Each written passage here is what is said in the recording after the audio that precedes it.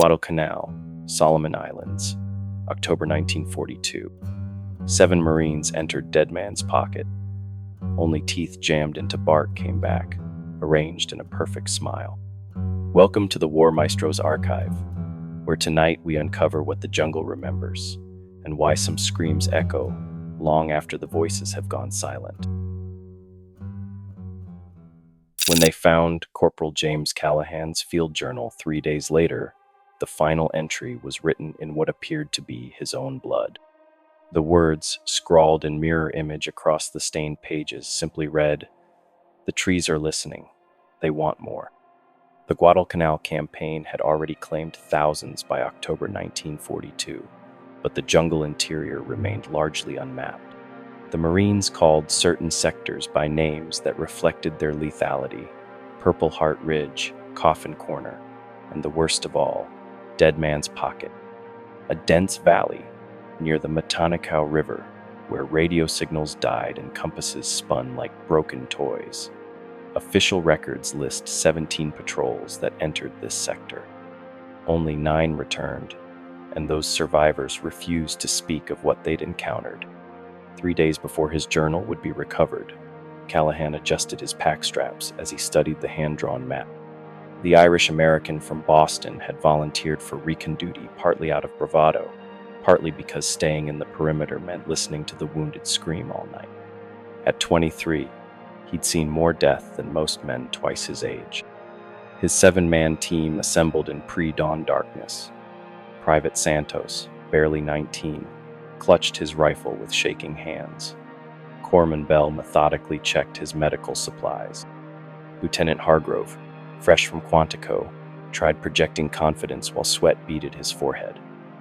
The others were combat veterans: Murphy, Rodriguez, Kowalski, and D'Angelo. As they crossed the wire into the jungle, Callahan noticed how quickly civilization's sounds faded. Within 50 yards, the dense canopy swallowed all traces of the base camp. The air hung heavy with moisture and rot, every breath a reminder that this place existed to consume. They moved single file through mud that never dried, following what appeared to be an old game trail. No birds called from above, no insects buzzed. Even their movements seemed muffled, as if the jungle absorbed sound itself. By noon, they'd covered less than 2 miles. The trail had grown fainter, sometimes disappearing beneath fallen logs and moss curtains. Hargrove's compass readings shifted when he wasn't looking directly at the needle. Their radio crackled with static, though they were well within range. "Something's not right about this place," Murphy whispered. Callahan nodded, feeling watched by something that had been waiting long before any soldiers had set foot on Guadalcanal. The stench hit them first. Not death, but something wrong. Callahan raised his fist, signaling halt as they crouched in dense undergrowth. Through vegetation gaps, they spotted structures that weren't natural formations. The Japanese camp lay in a small clearing, carved from jungle with military precision. But as the Marines studied the scene through rifle sights, details emerged that made no tactical sense. Uniforms hung from branches in perfect rows, as if their owners had simply stepped out and walked away. Boots sat in neat pairs beside cold fire pits, still laced tight. Rifles leaned against trees with ammunition belts draped over them. "Where are they?" Santos whispered. Callahan motioned the team to approach with extreme caution. Every instinct screamed ambush, but the longer they observed, the more apparent it became that the camp was truly abandoned. No sentries, no movement. Even flies weren't present. D'Angelo noticed the footprints first. They led from each pile of discarded equipment in straight lines toward the jungle's edge, but these weren't boot prints. Bare feet, perfectly formed in mud, disappeared abruptly at the tree line as if their owners had dissolved into green darkness. Lieutenant Hargrove picked up a Japanese field manual, its pages pristine despite humidity that should have warped and stained paper within hours. "You don't just abandon a fortified position. Not like this." Bell stirred cold ashes with his bayonet. "These fires went out recently. maybe 6 hours ago, but there's no sign of struggle, no blood, no shell casings. Kowalski called from the clearing's edge. Sarge, you need to see this. They gathered around him, following his pointing finger to trees at the perimeter. Carved into bark at eye level were symbols none recognized, not Japanese characters, nothing from military manuals. The cuts were fresh, sap still weeping, but the precision suggested hours of careful labor. The symbols seemed to shift when viewed peripherally, creating optical illusions that made direct observation uncomfortable. Murphy grabbed Callahan's arm. We need to leave. Now, the Japanese don't retreat like this. They fight to the death. Always. As if summoned by his words, sound drifted through jungle, distant weeping, multiple voices crying in Japanese, coming from deeper in the forest's embrace. Santos crossed himself. Those voices are coming from where the footprints lead. The crying grew louder, joined by whispered conversations in unfamiliar language. Yet the tone was unmistakable, pleading, desperate, afraid. Pack it up, Callahan ordered hoarsely. We're moving out. But as they gathered equipment, each man carried terrible certainty that whatever had driven Japanese soldiers from their clothes into the jungle was still waiting, still watching, and it had seen them coming. Night fell like a curtain, transforming the jungle from oppressive to malevolent.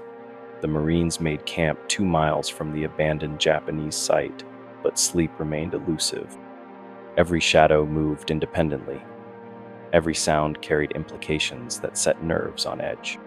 Callahan sat first watch, his field journal open, but the words looked strange in flickering candlelight. His normally neat handwriting appeared jagged, frantic. Day 1 in Dead Man's Pocket.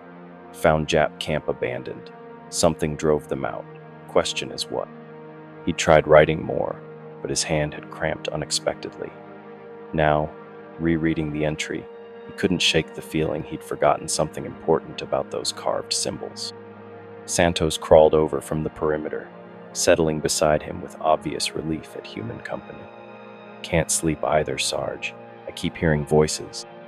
Real quiet, like people talking just out of earshot. He paused, then added something that chilled Callahan's blood. I think they're calling our names. What are they saying? Callahan found himself asking. Santos tilted his head, listening to something only he could hear. When he spoke again, his voice carried an accent that wasn't his Boston Irish. They're saying we should join them, that it's peaceful in the trees, that the war can't touch us there. The candle flickered, and in that dancing shadow, Santos's face looked different, features shifting like water. Santos, Callahan said sharply, grabbing his shoulder. Look at me. The private blinked, confusion replacing strange serenity. Sarge, what's wrong? I was just saying I can't sleep because of voices. What voices were saying what?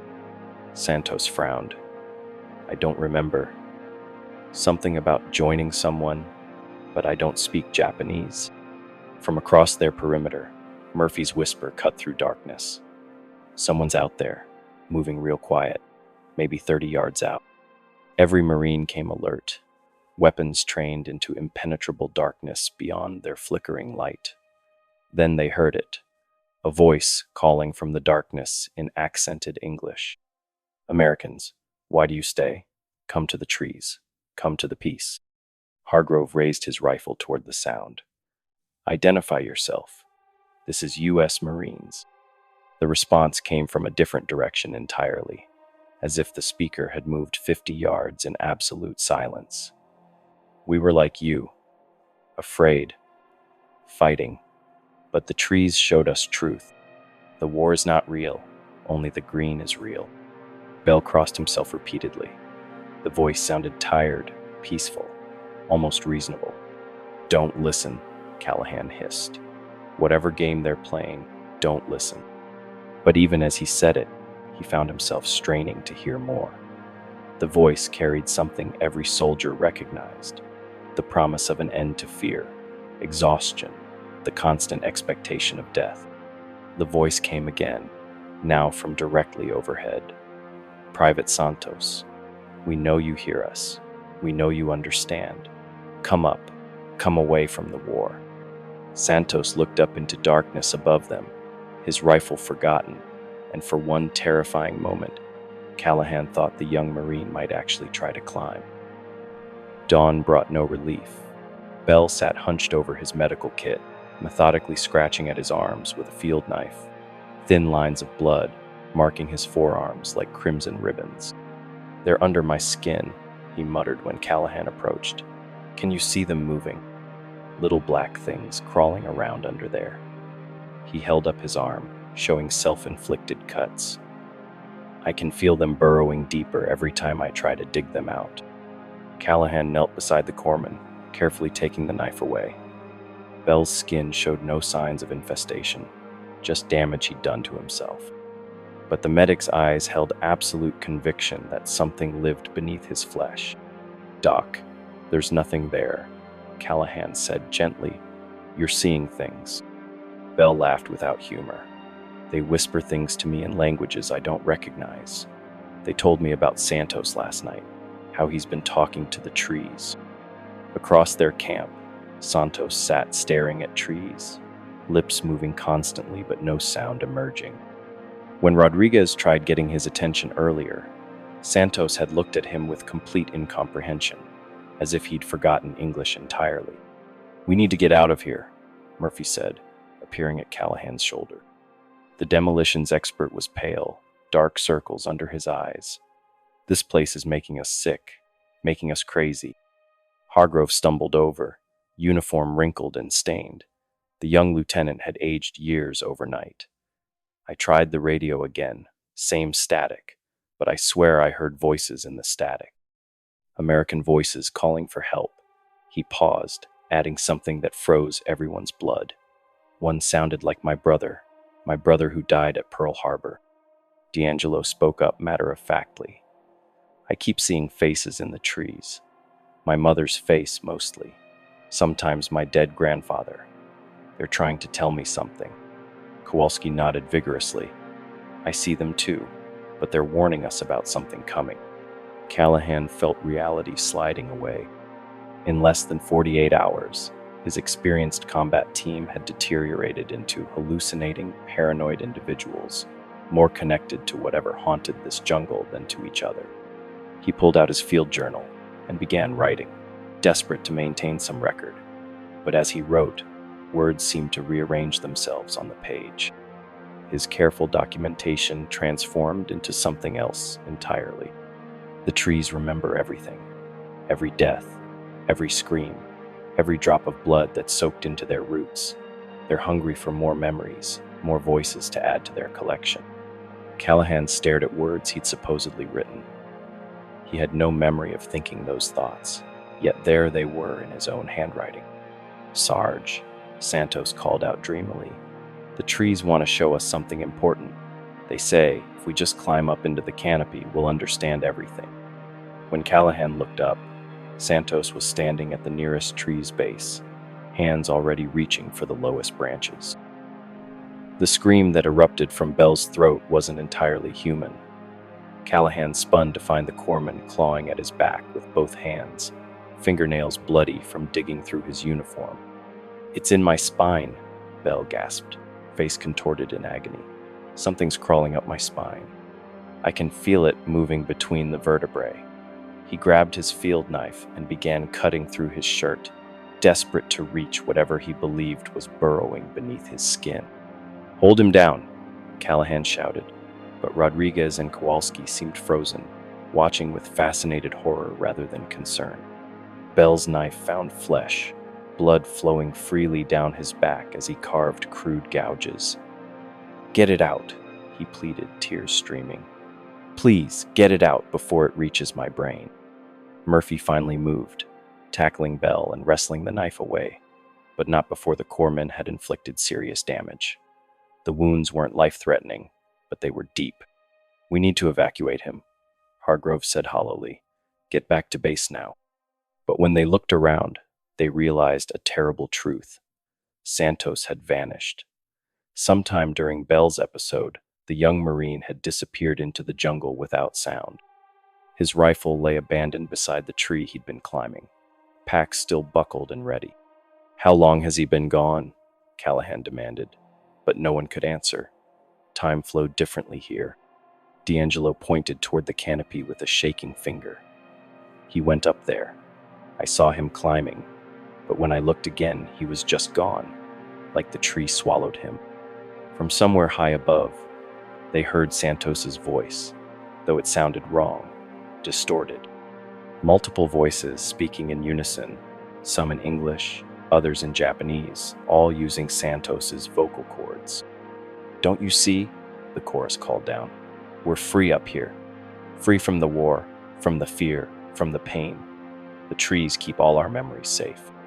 Every Marine who's ever died in this jungle is still here, still alive in the wood and leaves."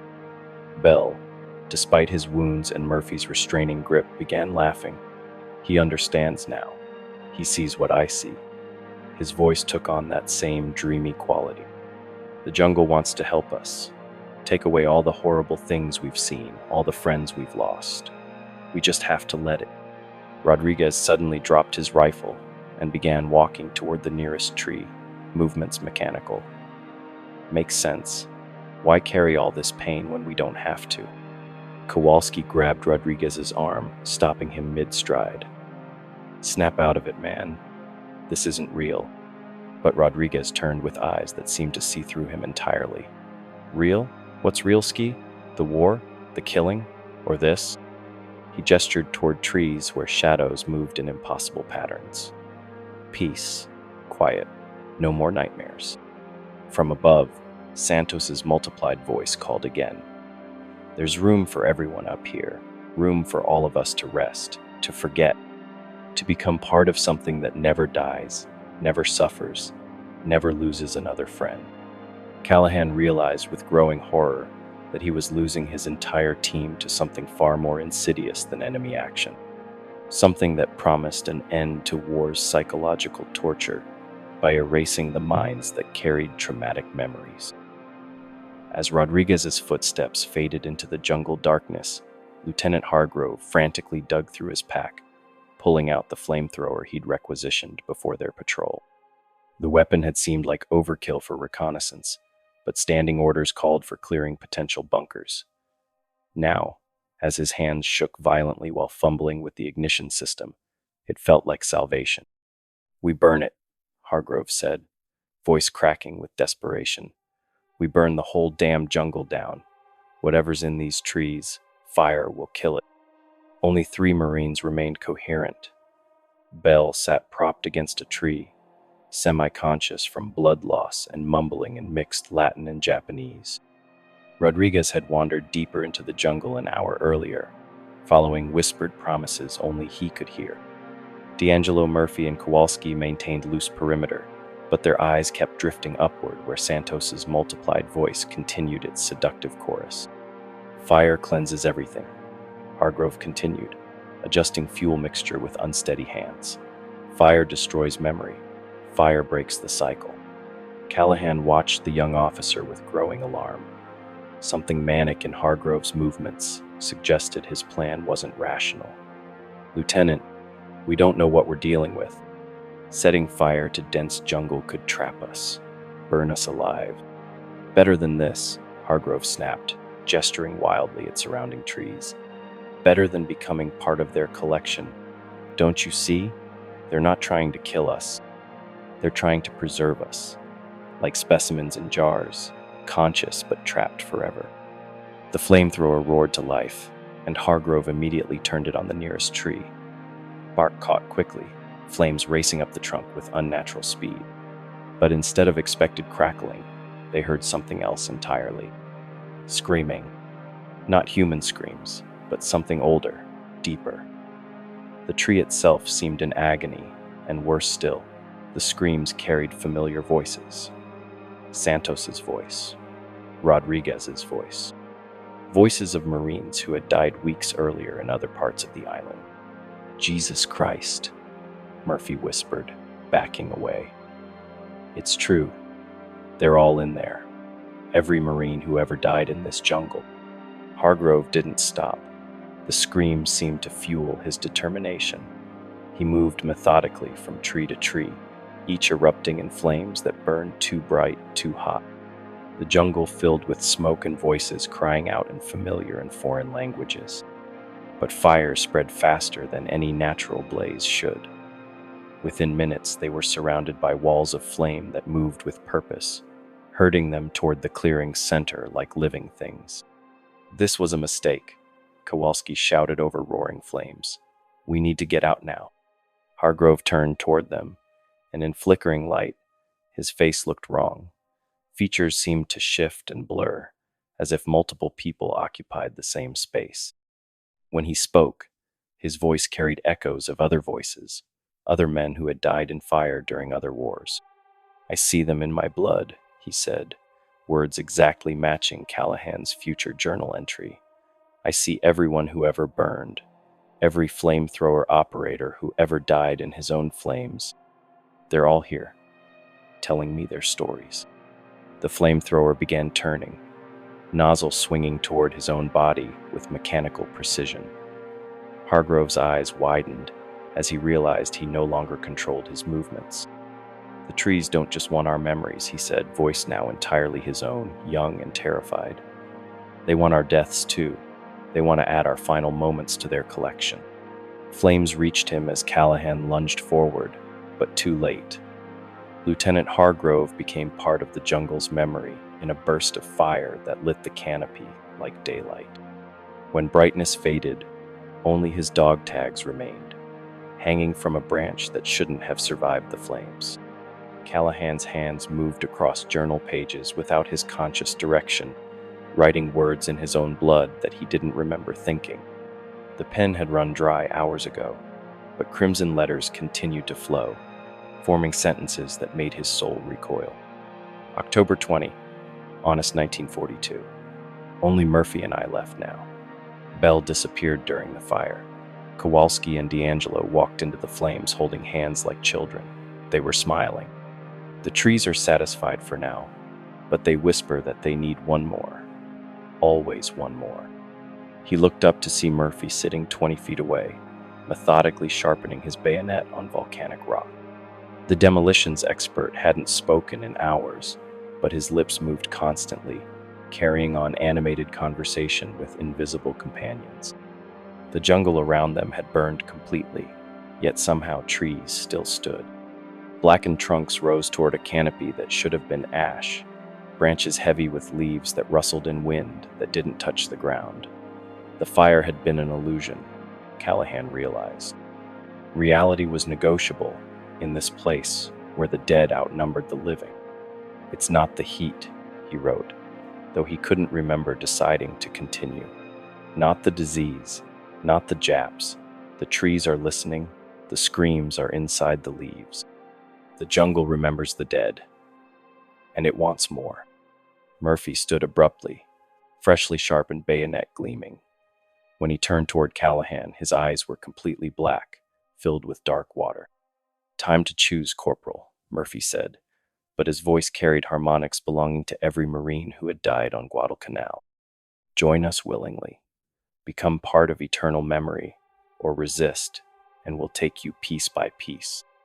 Callahan's hand continued writing without pause. Murphy advances with bayonet. His face shows no recognition. The jungle has taken him completely. I understand now that we were never hunting the enemy. We were being harvested.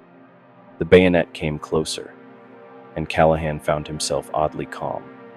Terror that had consumed him for days was gone, replaced by strange acceptance. Maybe joining the voices wasn't the worst fate for a Marine who had seen too much, killed too many, lost too many friends. But as Murphy raised the blade, survival instincts kicked in one final time. He rolled away, grabbed his rifle, and fired 3 rounds into Murphy's chest. The demolitions expert fell backward, black eyes clearing for just a moment before death took him. I'm alone now, Callahan wrote, journal entry continuing despite shaking hands. Last Marine standing in dead man's pocket.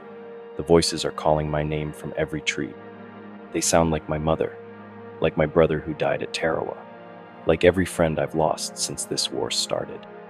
Movement in the trees caught his attention, faces forming in bark, familiar faces of the dead reaching out with wooden arms. Santos emerged from one trunk, his body fused with wood from the waist down, mouth opening and closing soundlessly. His rifle fell from nerveless fingers as he stood and walked toward the nearest tree. Bark felt warm and welcoming against his palms as he pulled himself onto the first branch. With each foot of elevation, war's weight lifted from his shoulders. Dead comrades' faces stopped haunting him. Incoming artillery sounds faded to nothing. 3 days later, a recovery patrol found Callahan's journal tied to a bayonet, stabbed deep into unmarked tree bark. His final entry, written in what appeared to be his own blood, was barely legible. But underneath the words, searchers found something that made hardened Marines refuse to enter Dead Man's pocket ever again. Teeth, human teeth, jammed into bark in a perfect smile, arranged as if the tree itself was grinning at some private joke only the dead could understand. If this tale from the War Maestro's archive left you questioning what truly lurks in the jungle's depths, take a moment to join our battalion of truth seekers. Check the trees around you. Make sure they're not listening, and subscribe to unlock more classified horrors from history's darkest campaigns. Hit that notification bell. You'll want to know when our next patrol report surfaces from the shadows. Share this story with fellow veterans of the unknown who understand that sometimes the most terrifying enemies aren't the ones you can see. Remember, Dead Man's pocket is still off limits, but there are other places the maps won't show you.